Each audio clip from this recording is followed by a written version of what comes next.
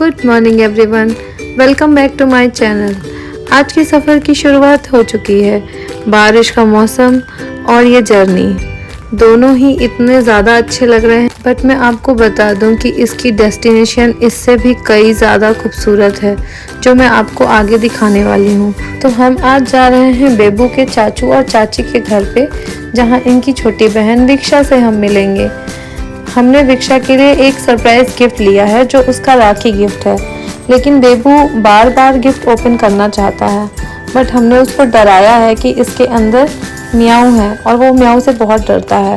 तो मैंने उसको बोल दिया है कि इसके अंदर म्याऊ है और हम उसको जंगल में छोड़ने जा रहे हैं। तो अब दक्ष रेडी हो गया है कि वो गिफ्ट ओपन नहीं करेगा और हम भी पहुंच चुके हैं कॉलोनी में। तो ये है कॉलोनी का मेन गेट, जहाँ से हम अंदर जा रहे हैं। और हमें पता है कि क्योंकि लेफ़्ट में पहला ही घर विक्षा का है, तो हमने लेफ़्ट टर्न लिया जहाँ हमें गेट ओपन मिला, क्योंकि सबको पता था कि बस हम पहुँचने ही वाले हैं। हम घर पहुँच गए हैं और हमने कार पार्क कर दी है, हॉर्न ब्लो कर दिया है, जिससे विक्षा को पता चल रहा है कि हम लोग आ गए। गिफ्ट ओपन करने की जद्दोजहद चालू हो गई है। दोनों बच्चे पूरी तरह से लगे हैं कि कैसे उसको खोल के बाहर निकाला जाए, और उसमें उनके चाचू पूरी उनकी हेल्प कर रहे हैं। बच्चों के साथ दादी भी सुपर एक्साइटेड हैं। तो अब है गिफ्ट को यूज़ करके देखने की बारी कि विक्षा को ये गिफ्ट पसंद भी आया है कि नहीं। तो हम लोग बस उसको लास्ट ओपन कर रहे हैं कि ये बस इसका पॉलीथीन हट जाए और वो उस पर बैठ के देखे कि उसको कैसा लगता है। यहाँ मैं पॉलीथीन खोल ही रही थी कि दक्ष चाचू से हेल्प मांगने चला गया और भैया आ गए मेरी हेल्प करने के लिए। फाइनली हमने उसको खोल ही दिया और वो बाहर निकल आई।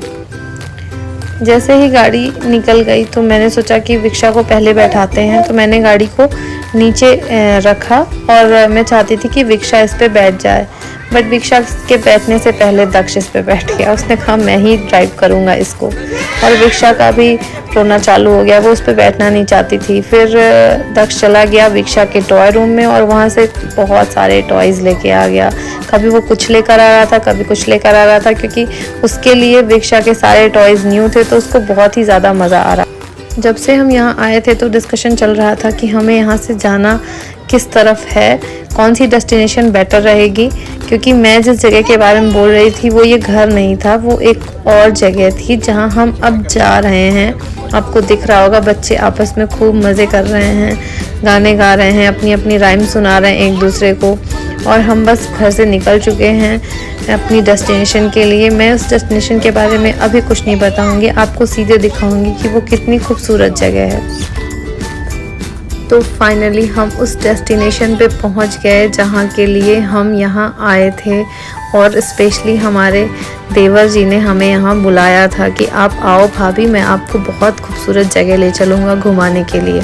तो आप सामने देख रहे होंगे बहुत सारा धुंध जैसा दिख रहा है, जो आसमान में बादलों से एकदम मैच कर रहा है।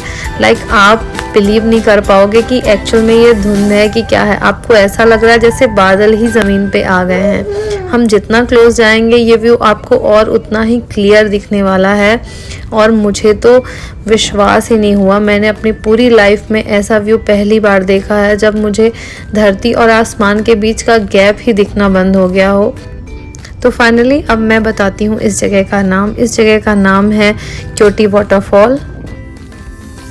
क्योटी वाटरफॉल महानदी पे है और इसकी हाइट है 98 मीटर्स। ये बहुत ही खूबसूरत दिखता है। आप पास से जैसे ही हम पास पहुँचेंगे और करीब इसके, तो आप देख पाएंगे कि ये कितना ज़्यादा खूबसूरत दिखता है। और करंटली एक ये पर्यटक स्थल बन चुका है, यहाँ लोग आते हैं। पर यहाँ बेस्ट टाइम जो आने का है वो है रेनी सीज़न में, बारिश के मौसम में यहाँ आप आएंगे तो इसकी सुंदरता और ज़्यादा बढ़ जाती है, क्योंकि उस समय पानी बहुत ज़्यादा होता है नदी में, और जो इसका वाटरफॉल बनता है वो बहुत अच्छा होता है और धुंध भी बहुत सुंदर दिखती है।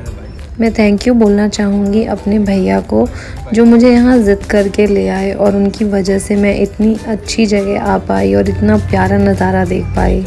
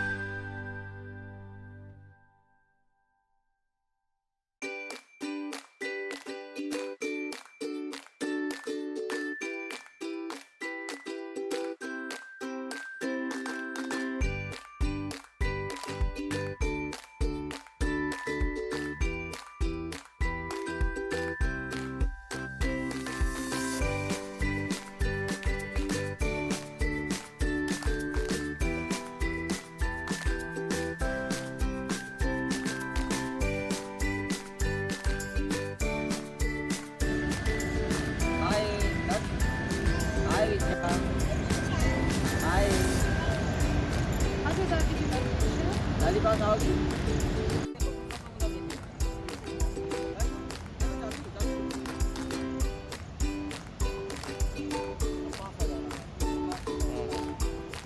इधर इधर सब इधर लेके पहले एक बार तो इधर देखो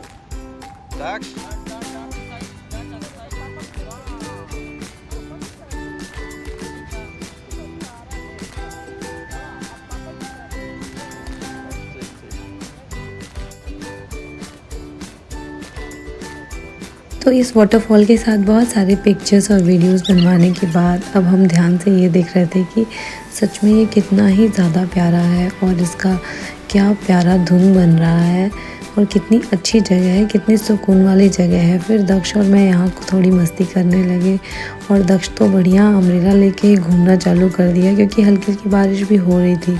अब हम यहाँ से निकल रहे थे, हमारा ये डिसाइड हुआ कि अब वापस घर चलते हैं क्योंकि बारिश तेज़ हो रही है और बच्चे भीग जाएंगे तो वो बीमार पड़ जाएंगे, तो वो हमें चाहिए नहीं था कि बच्चे बीमार पड़े। तो फाइनली हम यहाँ से निकल गए और रास्ते में हमने बहुत सारी चीज़ें देखी जो आपको दिखा रहे हैं हम सामने से कि लोग कैसे एकदम करीब जाकर खड़े हैं। और इतना करीब खड़े होना मेरे हिसाब से सही नहीं है क्योंकि एक्सीडेंट्स कभी भी हो सकते हैं। और फिर लौटते हुए रास्ते में हमें ये मिल गए सारे गाय भैंस जानवर जो रास्ता रोक लिए क्योंकि शाम हो रही थी और आसमान में सूरज का ढलना बहुत ही खूबसूरत दिख रहा था क्योंकि वो पूरा ऑरेंज ऑरेंज होने लगा था। अब हम निकल आए वहाँ से, तो हमने डिसाइड किया क्योंकि मनीष नवोदय विद्यालय से पढ़े हैं तो हम उनके स्कूल को देख लेते हैं। तो वो स्कूल यहाँ से पास में ही था भैया के घर से, तो हम निकल गए उस स्कूल को देखने के लिए। और मनीष ने ये बताया कि कहाँ पर उनका हॉस्टल था, कहाँ उनकी क्लासेस लगती थी। तो बस हम कार में बैठे बैठे ही देख लिए क्योंकि बच्चे बहुत परेशान कर रहे थे, तो हम ज़्यादा एक्सप्लोर नहीं कर सकते थे कि उतर कर हम जाएं क्योंकि इन लोगों को भी भूख लगी थी तो इनके खाने का टाइम था। यहाँ पर मनीष ने गाड़ी रोकी और थोड़ी देर वहाँ से बच्चों से बात करी, कुछ टीचर्स से पूछा वगैरह कि क्या कैसा है यहाँ पे, पहले टीचर्स जो थे वो हैं कि नहीं। तो सब चेंज हो चुके थे क्योंकि काफ़ी टाइम हो चुका था। तो हम वापस निकल गए घर की ओर और अब हम वापस घर पहुँच गए हैं।